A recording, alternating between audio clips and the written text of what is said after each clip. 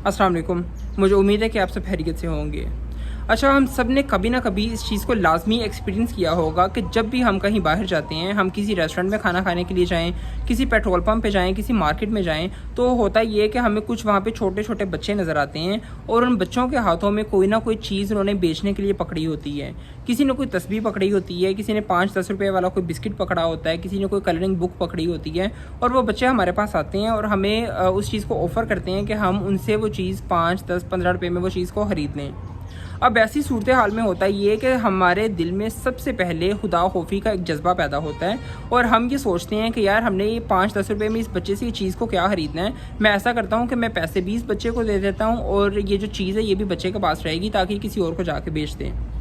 लेकिन आपको पता है कि हम उन बच्चों पे कितना ज़्यादा जुल्म कर रहे होते हैं। हमें बज़ाहिर ये लगता है कि हम उनके ऊपर तरस खा रहे हैं या उनकी मदद कर रहे हैं, लेकिन दर हकीकत हम उन बच्चों के ऊपर जुल्म कर रहे होते हैं। और जो हमारा सबसे बड़ा जुल्म होता है वो ये कि हम उन बच्चों को भीख मांगने का एक तो तरीका सिखाते हैं और दूसरा हम उन बच्चों में जो एहसास खुददारी होती है और जो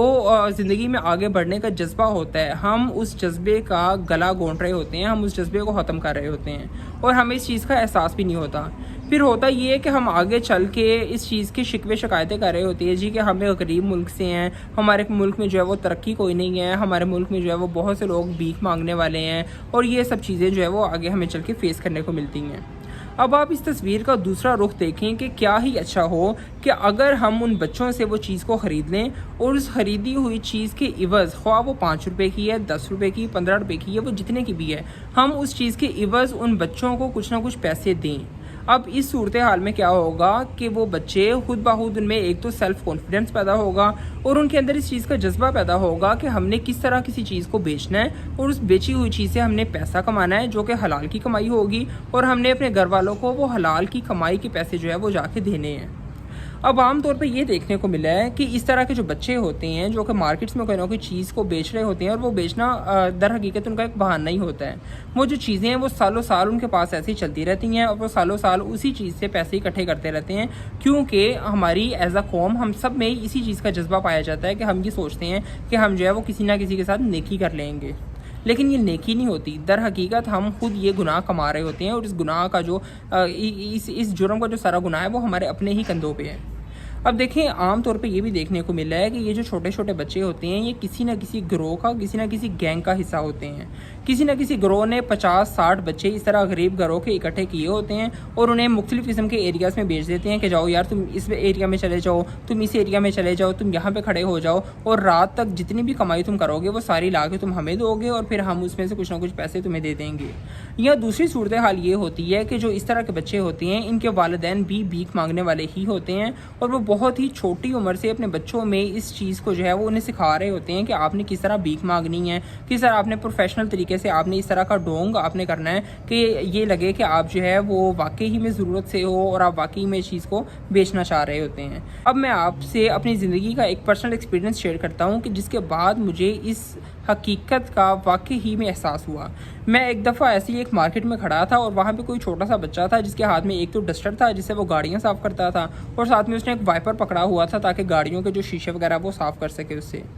अब मुख्तलिफ गाड़ियों वाले वहाँ पे आते थे और कोई उसे 50 रुपये दे देता था, कोई उसे 100 रुपये दे रहा था, कोई 10 रुपये दे रहा था और वो बच्चा बखुशी जो है वो पैसे ले रहा था और वहाँ से वो निकल जाता था।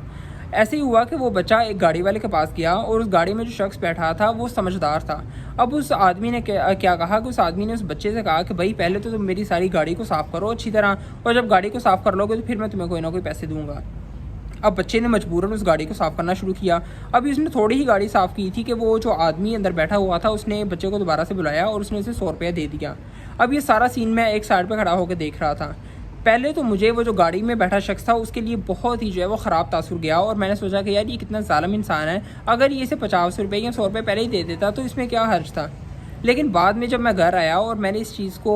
काफ़ी जो है वो इस चीज़ का मुशाहदा आगे मज़ीद किया, मैंने मज़ीद जो है मार्केट्स में इस तरह के बच्चे देखे तो मुझे फिर उस आदमी पे वाकई में रश्क आया कि वो कितना समझदार था दर हकीकत कि उसने उस छोटे से बच्चे की जो है वो इस छोटे से जहन के अंदर इस बात को डाल दिया है कि तुमने मेहनत की है, जो तुमने मेहनत की है तुमने उस चीज़ का पैसा कमाया है। اب اس بچے کو یہ پتہ ہوگا کہ باقی جو گاڑیوں والے مجھے دے رہے تھے وہ در حقیقت ایک بھیک تھی، لیکن جو اس گاڑی والے نے مجھے پیسے دیے ہیں یہ در حقیقت میری محنت کی کمائی ہے، اور یہ جو میری محنت کی کمائی ہے یہی جو ہے وہ حقیقی طور پہ حلال کمائی ہے جو کہ میں گھر لے کے جاؤں گا۔